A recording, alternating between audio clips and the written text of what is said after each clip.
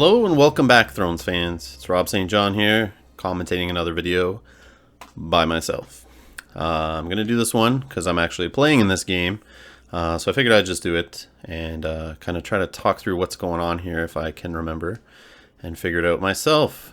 So yeah, welcome back, and like always, if you want to be notified for future videos, click subscribe. You'll get notifications when we live stream. And leave some comments below. Let me know what you're seeing. Let me know what you're liking about the channel. Click the like button. Bump the videos up in the search results. Get more views. Get more people commenting. Build the community. Help out the new players who are coming along. Who want to watch some games. Get an understanding what the game's like. Let's help them find these videos. So hit those like buttons and leave some comments below and subscribe. And thank you so much to all of those who have done that so far. Much appreciated. All right.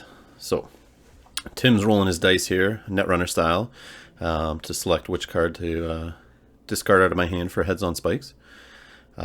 This game, as you saw at the beginning there, Tim is coming into this round, the fourth round we're in now, with a 3-0 record, and myself hosting the tournament, playing my janky Martell Lannister deck. I'm 0-3, so the opposite record. And sure enough, when I did the little matchmaking there on challenge.com that I used for the tournament, it paired me up against Tim in the last round. So yeah, wasn't too happy about that.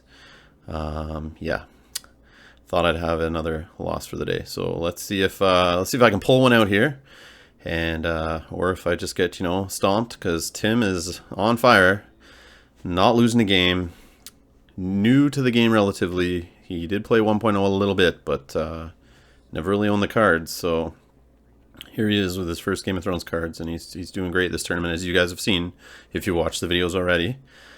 So yeah, gonna have some fun with this one. So I got some Tyrion Lannister out, which always looks like a good start. I set up the gold cloaks, scavenger, and it looks like I have Gaston Grey out. So always like the Gaston Grey against Lannister. When they get their Tywin or their Tyrion going, get some bodyguards on it or some dupes, some power on Tyrion or Tywin, sorry. Able to bounce him back to hand and force the opponent to play them again and lose the power that they have on them from the renown. Just that big economy hit.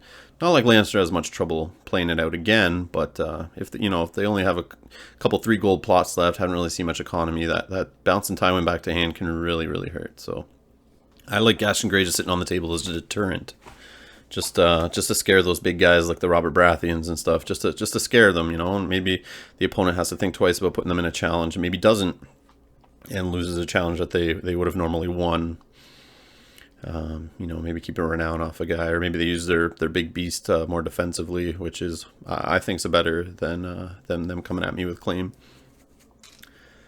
So it looks like I dropped Arion turn 1, which is usually pretty good. I also played a green blood trader there, helped me get some card draw, the very limited card draw on Martell.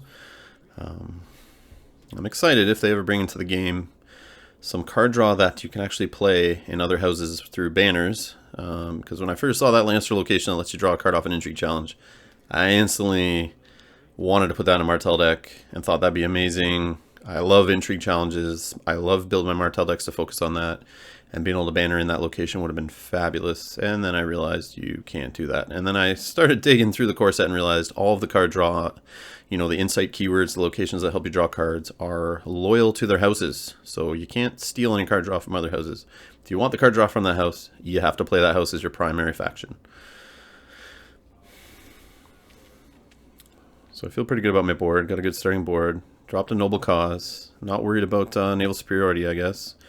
I think that came after where started switching over to more of a calm over Westeros start. So it's a little safer from the kingdom and edict hit that naval superiority deals out there by reducing your gold.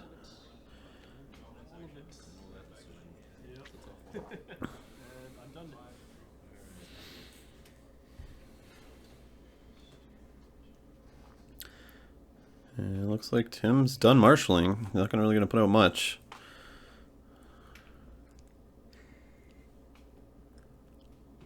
kind of like building up for the next turn, I guess. He's got good economy out, that's for sure, but his strength values on his dudes on the board there are pretty weak. So, yeah.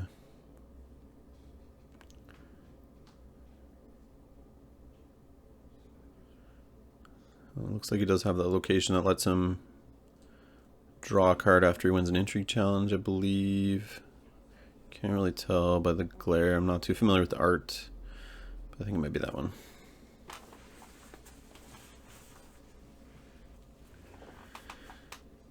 So intrigue challenge of 4 with Arion.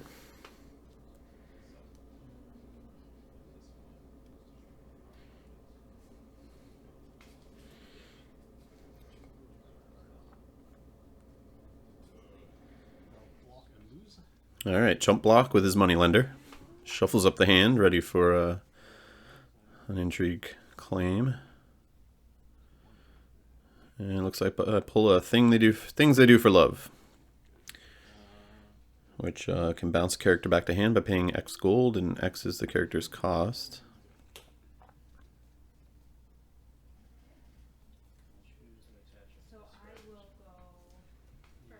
It looks like I'm debating on using Arion's ability. And back to hand she goes. And in comes Mr. Keleote, however you say that. When he's in a challenge he loses, he can then strip an icon off an opponent's character. So unopposed. And it looks like that was a power challenge, I'm assuming. And military with my gold cloaks for 3. And chump block with the burn men for 2. And they are claimed. And that's my challenges. Passing to Tim. Feel good about his no gold on his house, or on his plot card there. Usually with Lannister, it gets me a little worried. Depends on the amount of it, but can scare me into thinking an ambush is going to happen, or things they do for love bounce, or just the Tywin buff. It's always hard to tell what they're saving it for.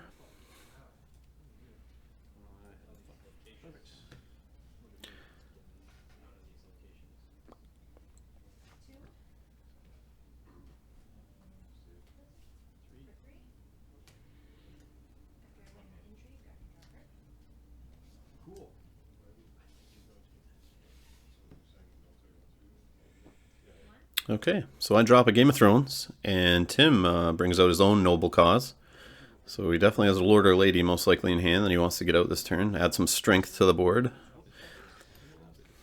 And it looks like I'm trying to stuff him from doing anything because I look at his amount of intrigue versus my amount of intrigue, and I should be okay. And when I have that maester out, you know, I start feeling good about that, because sometimes I'm able to strip an intrigue icon off somebody and make Game of Thrones even more valuable to me.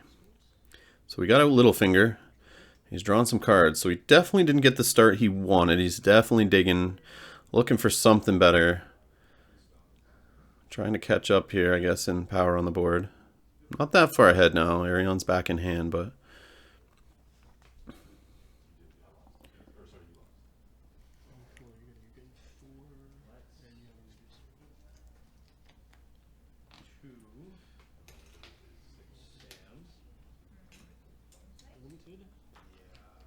So he plays his reducer, location.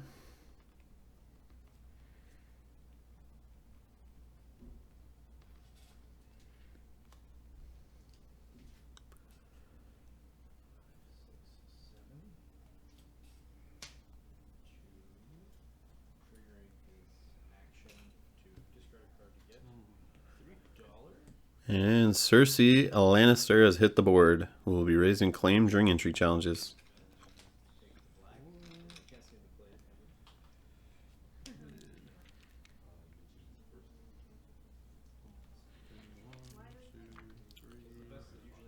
So 7 reduction there, and Red Viper has hit the board.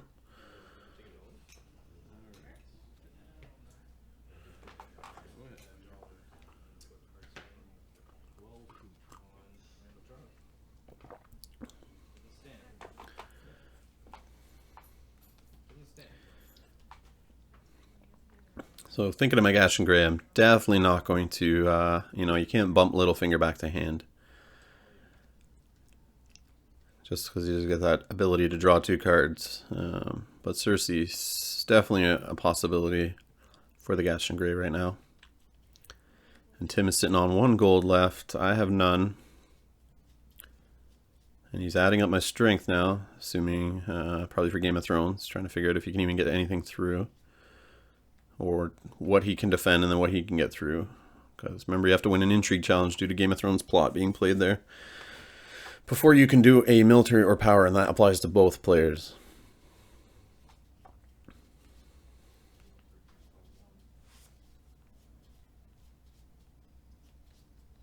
Cersei will do intrigue before.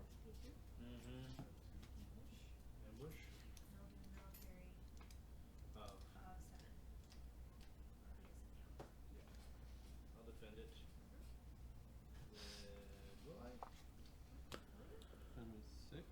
So block with 6 on Cersei's intrigue challenge of 4. And it looks like I was trying to use his ability, assuming I was going to lose. I don't know why, but yeah. Then I realized, yeah, he has to be in a challenge. He loses that Maester there. And it looks like I forgot about the second intrigue challenge. So maybe I did have the wrong location there. Yeah, that's a Casterly Rock that's out on the board there. You may initiate an additional intrigue challenge during the challenges phase.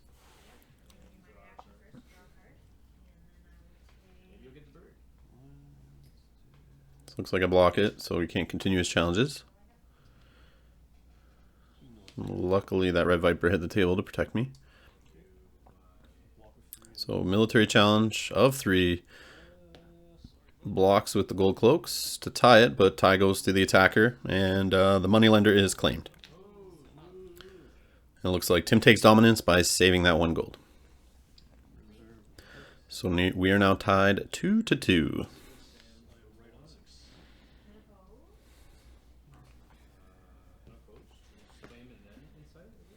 So we're going on to round 3 here. Time for the plot phase. Scared me a little bit. I remember that feeling when Tim went to do that second intrigue challenge, and I totally forgot he had that ability. Normally I wouldn't have played Game of Thrones. I would assume if I realized that. Might have waited on that one, but it actually did work out for me a bit, but it didn't help me hit as hard as I thought it could. But yeah, I did miss that. I remember that. And I may have crapped my pants a little bit when he went for that second intrigue challenge, because I was not anticipating that. Alright, so I play March to the Wall against a Calling the Banners. It's basically, I look across the table, I see a gold cloaks, not too huge, but they're still decent. They tie my gold cloaks, and I'm thinking that's probably who we'll get rid of. But if he doesn't choose them, he's choosing basically Littlefinger or Cersei, but I know he'll choose the gold cloaks, which seems like he's going to do, and it just gets rid of a military and a power icon off the table and 3 strength, which is not bad. And I probably didn't want to hold that too much longer, because then the boards just get bigger. But yeah, him claiming that moneylender, just got rid of his military claim there, and definitely knew the March would hit something a little better.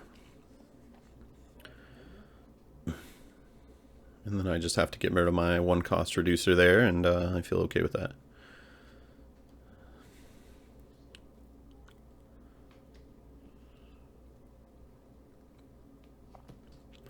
So he plays another Rose Road. Just got another limited this turn. Or another limited, I guess. It's 2 or 3 of them in a row. He's got a pretty good consistent growth in his economy. And the Tickler hits the table. Now the Tickler, I believe, when he makes it to dominance, if he's still standing, you can kneel him to discard the top card of the opponent's deck, and then you may choose 1 copy of that card and discard it from play. So for the decks that play a lot of dupes of their uniques, or a lot of multiple copies of, 3 copies of any card really, stuff that gets out on the board, like you could discard it which gets rid of a copy, and then you pull one copy out of play. So, for example, my Gash and Grey sitting there, I definitely have 3 of them in my deck, and you know, if he discards one off the top, that one in play just disappears. Or if a Red Viper dupe, worst case scenario, he discards that, I have to pull him out of play. So Viper is milked.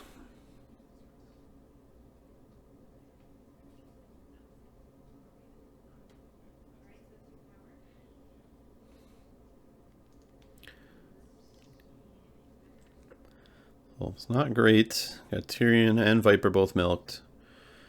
My 2 best dudes on the board, not good. And I lost a milk there at the beginning to Heads on Spikes, so Tim is definitely winning the Milk of the Poppy battle here.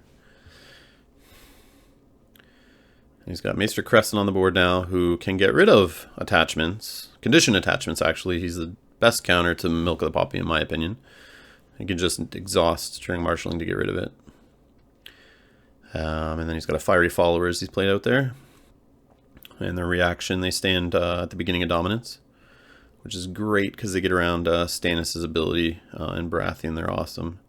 Because in Stannis, basically only lets you stand 2 characters per player in the standing phase, but those guys will stand before that fact, so basically get you an extra character to stand. So I drop Seal the Hand on Red Viper. He's still a Lord or Lady. Milk of the Poppy does not remove the traits, so he definitely keeps his Lord trait. So I can still attach Seal the Hand. I can still attach Bodyguards. You know, you can do any of that stuff. They don't lose a trait. But at 7 strength and all 3 icons, why not put Seal the Hand on him? 2 challenges for that? That's not bad.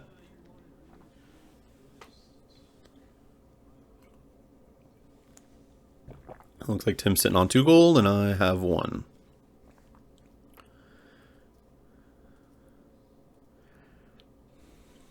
He definitely recovered good from that last round and the march to the wall, so.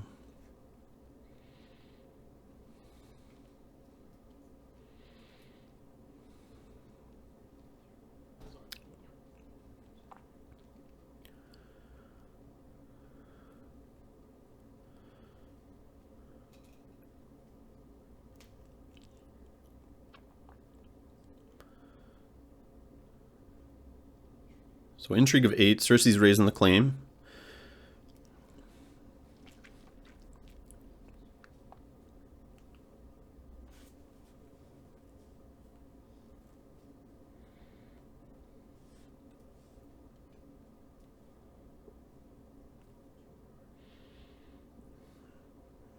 Looks like I'm debating whether to defend. I have a pretty big handful of cards, it looks like there, so I'm not sure what I'll do.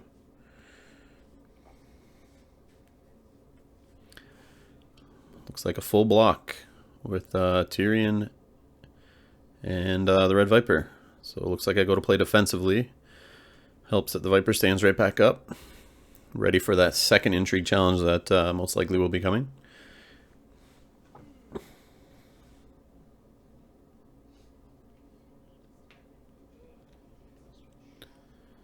So Fiery Followers is coming in for the second Intrigue off of Casterly Rock of 2.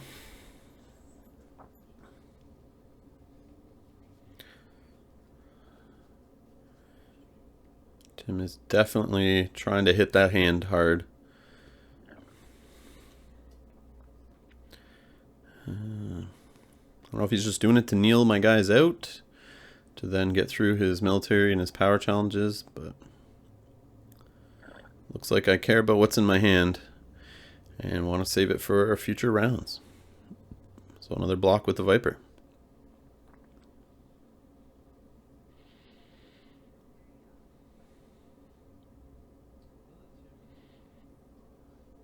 And Tim passes my challenges.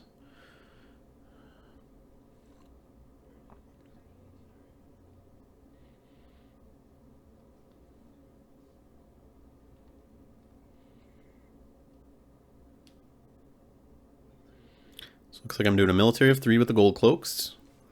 Not sure why Tim passed there. I know he only had 2 strength and 3 strength, but I mean, he could have pushed through one of them, I believe. So the Tickler bites the dust. We don't get to see his cool ability go off, even though that's fun when it happens. It's like pulling the handle on slot machine and seeing what happens, but it's kind of exciting, I guess. But he is gone. Not sure who I would have taken out in that situation. It looks like I intrigued a Western Fiefdoms from hand there, another economy location. So Tim definitely not having an issue getting his economy cards out off his deck into his hand each turn. And able to play one limited every round.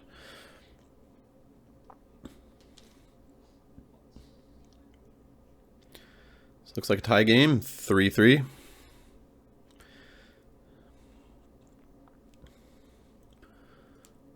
Definitely going toe-to-toe here. Very tight game.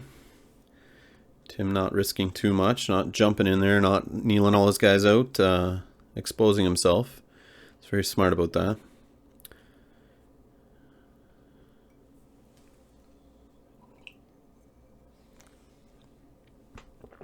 I'm still waiting for a good target for Gash and Gray, looks like. And Tim's looking for one too.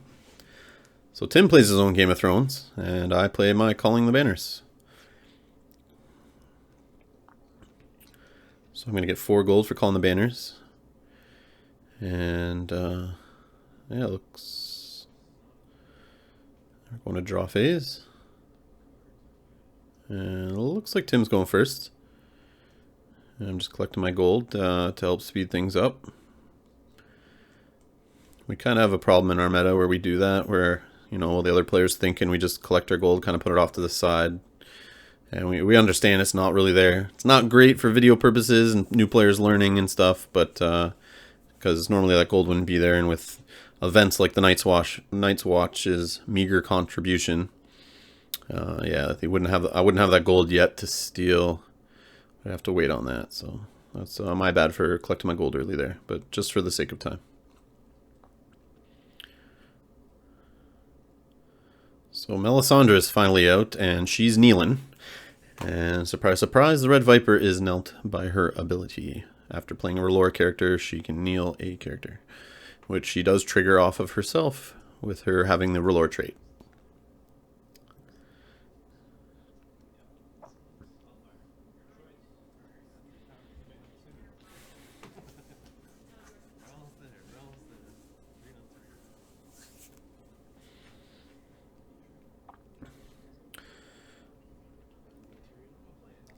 Oh, he tried to kneel with another R'hllor card, and I said, no. Melisandre's limit once per round.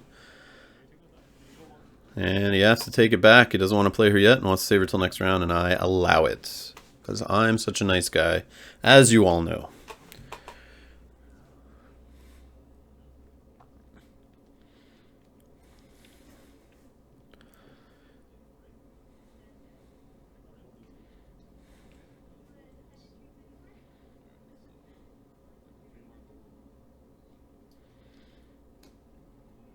Alright, duped Viper.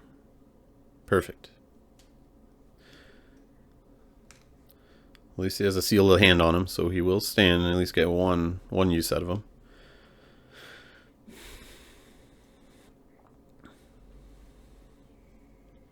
So Tim's sitting on 4 gold. I'm feeling an ambush play, which is definitely why you want to take Shireen Baratheon back there.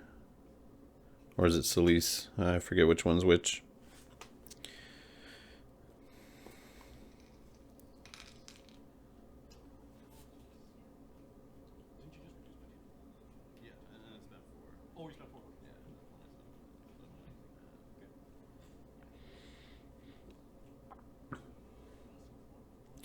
So finally got Doran out.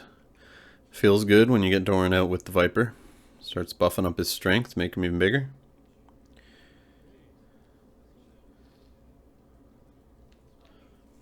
And yeah, it is Selyse Baratheon that he tried to play there. Her ability is you can pay a gold to give another Baratheon character an intrigue icon, which is great for blocking Tears of List plays on Stannis and Robert. And even Sir Davos, I've seen before. Even though he goes back to hand, people don't think of saving him, but yeah, you still got to pay for him to play him again, so you keeping him on the board sometimes with his stealth can be great, especially if you haven't used him yet.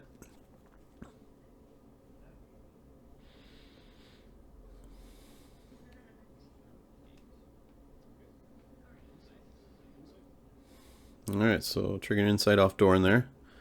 Push through the challenge, get my intrigue off.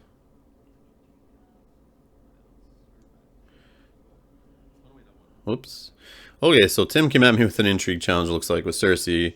I fully blocked, win with Doran, get the insight, and then I tried to bounce Cersei back with Cash and Grey, and instantly realized I screwed that up. As soon as I did it, I went, wait, that's too good.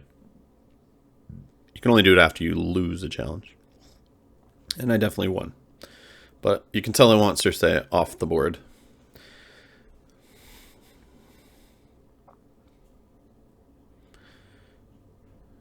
Alright, so I've won my intrigue challenge. Tim has lost his, so he's passed officially. Due to his own Game of Thrones, which I've stuffed. Oh, forgot about a second intrigue there. And he's doing it with Melisandre.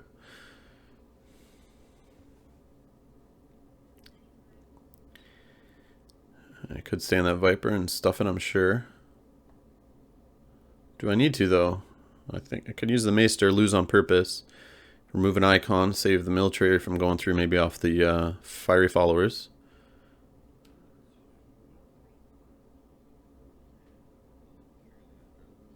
So I do just chump block.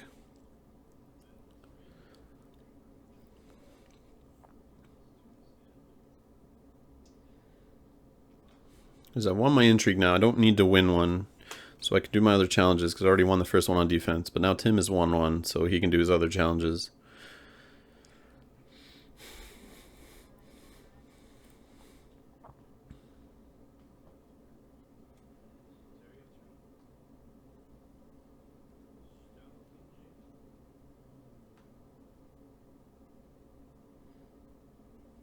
Oh, I take away Littlefinger's power icon, it looks like.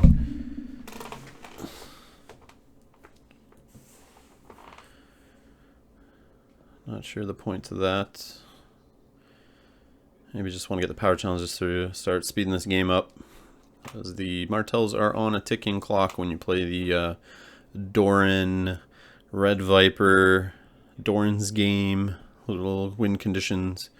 You gotta always be mindful of which plot you're on and when you're gonna hit the hardest, and you have to have a certain amount of power by a certain turn to be able to close it out with your little late game rush.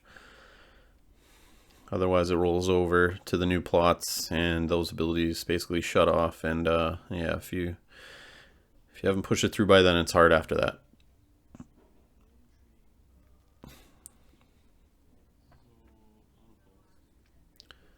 So unopposed challenge, military, fiery followers. Looks like I'm going to claim the Maester.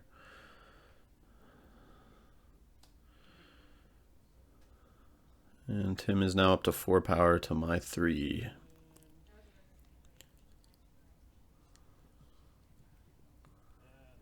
Power of 3 with Maester Crescent.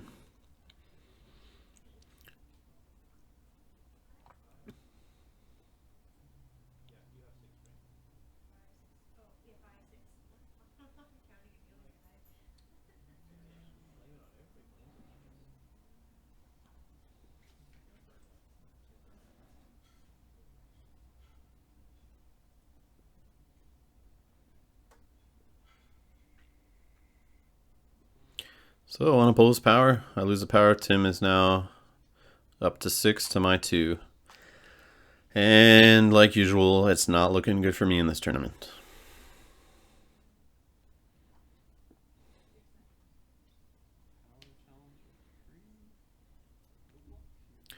Power challenge unopposed because Littlefinger lost his icon earlier.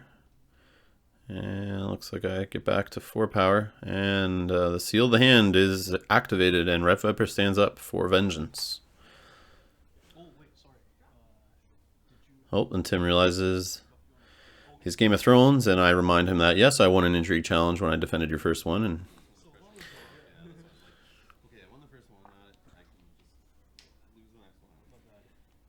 yeah, so I am able to do my challenges. We clear that up. Yeah, some players sometimes realize that, or don't realize that it's it's just win an intrigue challenge in general. It can be on the defense, which is why I love that plot so much.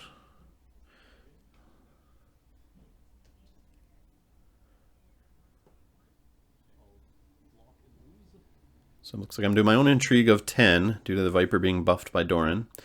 He blocks with Littlefinger, strength 4. He still does have his intrigue icon. And 50-50 shot, and I get Celise. So I do not have to worry about her coming out next turn to help the Melisandre Neil train run through me. Doesn't mean he doesn't have another Ruler card in hand or will draw another one, but at least I got rid of one of them. And a character to boot. Not too shabby.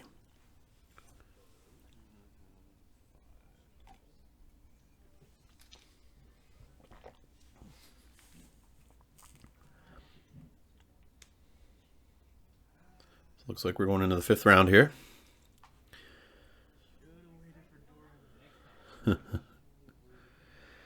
And Tim is now saying how he should have held that Milk of the Poppy for Doran. He feels like playing it on the Red Viper was a mistake, rushing that out there, because the Red Viper wasn't that scary at the time. But he's now regretting it because the Red Viper is still beating him with raised strength and twice per round due to Seal of the Hand. So that Milk of the Poppy isn't doing too much, but it is slowing down my power gain. So I guess there is some benefit. My pseudo-renown on the Viper there is turned off, but he does now realize that Doran was the better target, is what he was telling me. I remember that, because it would have blocked the insight and blocked the ability that buffs up the Viper and probably some other lords and or lady that may come out shortly.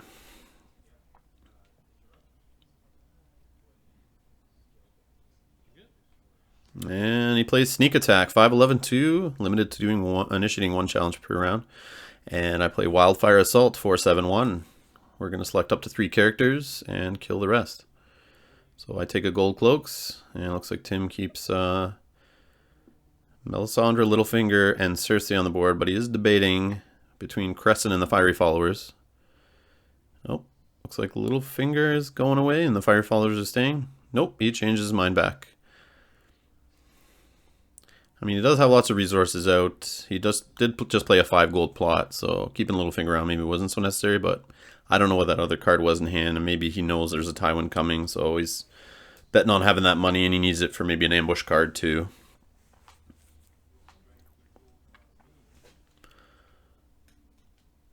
So he collects 8 gold. Looks like Tim is going first.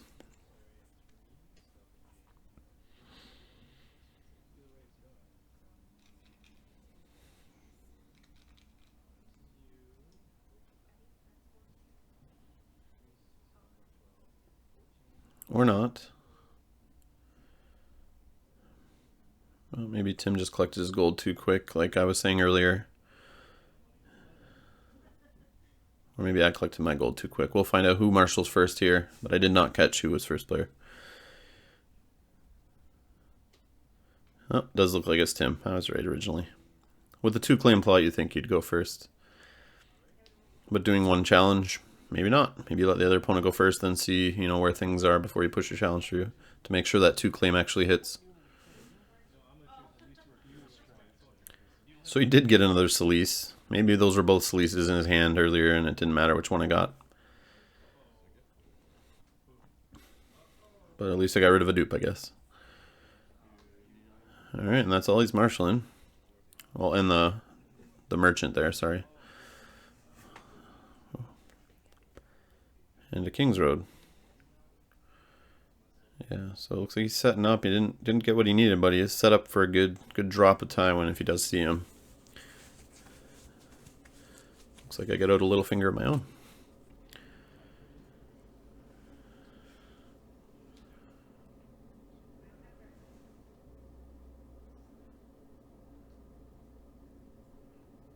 Two gold left. And it looks like I'm saving it. So Tim's sitting on 4 gold. Not a good feeling. And I'm sitting on 2. I always forget Tim uses that first player token. I always forget it's there. So used to not playing without it from first edition Game of Thrones that it's hard to remember it's in this game.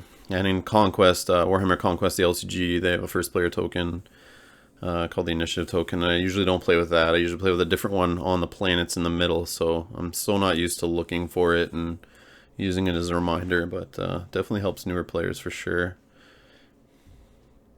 But I guess I could always just look at that to determine who was first player, since Tim is actually using it.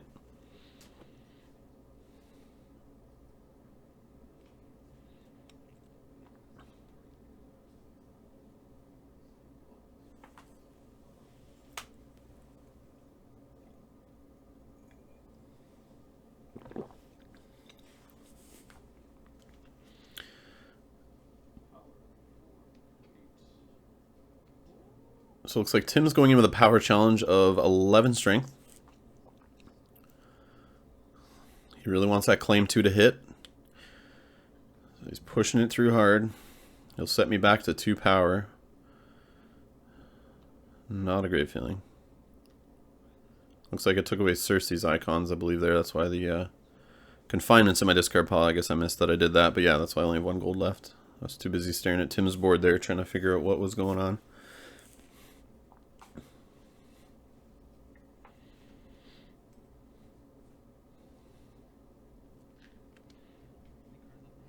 So Tim has an empty hand, which is just showing me there. He's gone all in for power. I start looking how many plots I've played so far on my use pile. I'm assuming for Doran's ability. And maybe I have a Doran's game in hand. I'm trying to figure out if I can get that off this turn.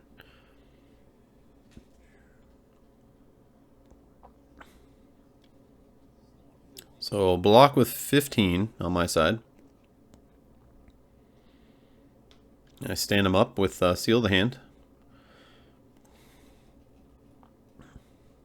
So I stopped the 2 claims successfully. And it's my challenges. So power of 4 with Littlefinger.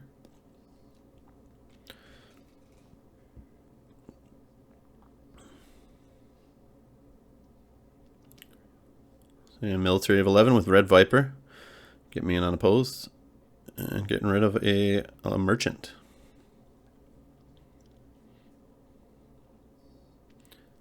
So dominance goes to Tim, having Cersei still standing, and 4 gold. And that puts him at 6 power, and myself it looks like 7.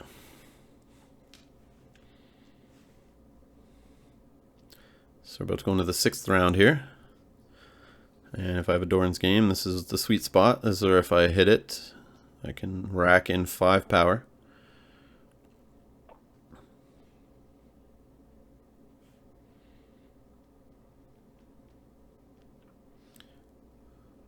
Alright, march to the wall on Tim's side against my own sneak attack. So I let Tim go first.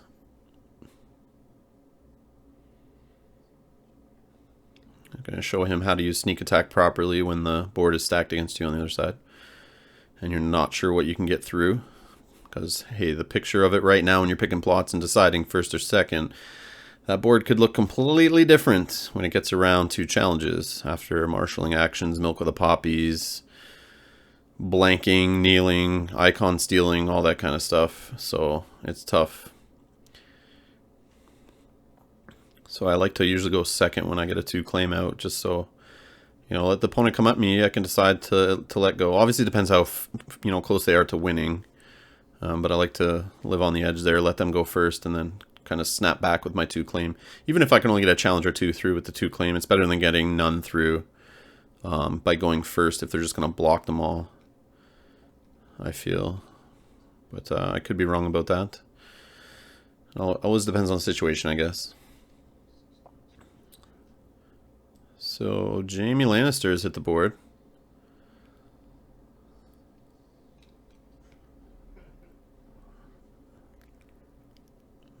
Looks like a discarded Tyrion there for the marched.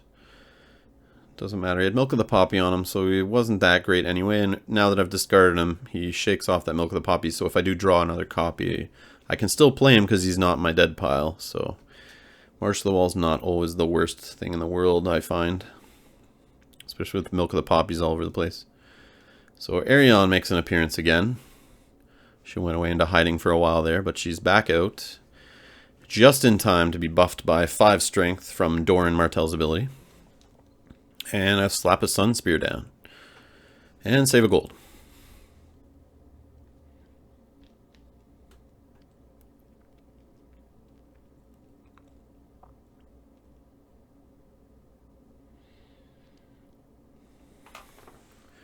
Looks like it's challenges to Tim. I think he's holding on to 2 or 3 gold there. So Intrigue of 2 from Celise. Stuffed with Doran. Draw for Insight. Not sure why Tim didn't go for the military first there with Jaime. That's usually a start for Lannisters when they got Jaime on the board, just to poke and see what will happen. Because either he kills like somebody or kneels somebody usually to block. But I guess I could have just went unopposed and got rid of a dupe on the Viper. Oh, Widow's Wail hops in. Jaime's buffed from it. And looks like a military of 7. Jaime stands, does not kneel to attack during military challenges, and also gains renown during military challenges. So Arion comes back to hand. Arrowhota comes in, and when he enters play, he can basically bump a character out of a challenge, which he knocks Jaime back on his ass out of the challenge. So that basically kills the military challenge. I do know now I could have defended with Arrowhota, but I don't know, winning a military on defense when you don't need to. Yeah, no point really. So I just let it fizzle out, and the military challenge is done. Looks like Tim is in shock, stunned, disbelief. And second intrigue from his Casterly Rock with Cersei, raising the claim. I definitely am going to block that at all costs. I hate that 2 claim. And block for 12 with the Viper, which I win an intrigue challenge by 5 or more, which gains me 5 power off Doran's game, which is always nice when you can do that on defense. So I'm definitely doing what the Martells did best in 1.0, is punishing an aggressive opponent, which Tim is a little flustered. He's trying to rush for the win. Time is ticking. We're over 40 minutes into the game. We were playing 50-minute rounds here. So he definitely was pushing. The game was still tight. He was trying to go for the win. But him pushing too hard definitely let me trip him up and slap back. Which was a good thing that first edition Martells did great, and second edition are trying to do, but yeah, sometimes it just doesn't come together.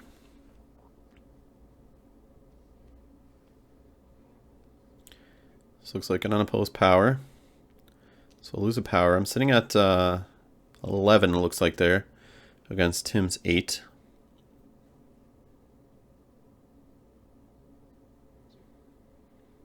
And my challenge is power 4.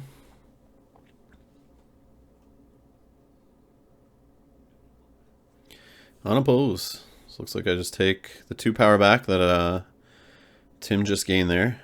I get 2 and an unopposed. And that's game. That 2 claim sneak attack. Thanks, Tim, for playing. I actually got a win there for the tournament, so I feel great about that. I did not go undefeated. So it was nice when you win. But yeah, not a great showing for myself at the tournament. But I still had tons of fun. Thankful to have the game. Thankful to be playing it. Thanks, guys, for watching. I really appreciate it. The game's coming out soon. Look for it. Play it. Thanks for watching.